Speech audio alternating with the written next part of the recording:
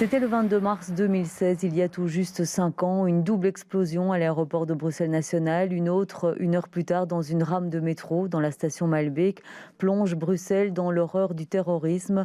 32 personnes y perdront la vie. 5 ans plus tard, la Belgique se souvient et se recueille dans la mesure du possible avec les règles sanitaires qui nous sont imposées.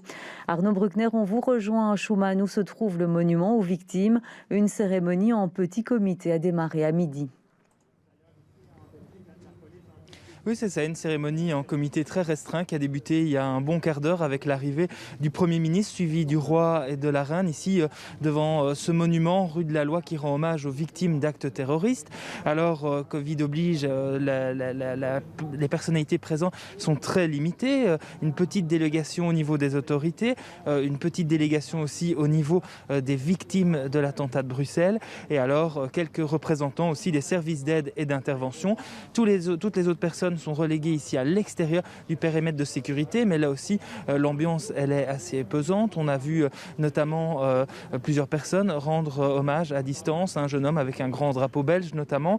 Alors au cours de cette cérémonie on entendra plusieurs témoignages, notamment celui de 2 rescapés de Malbeek et du père de 2 victimes de Zaventem. Il y a quelques instants il y a aussi le Premier ministre qui a pris la parole avec un focus particulier sur le travail des secours ce jour-là.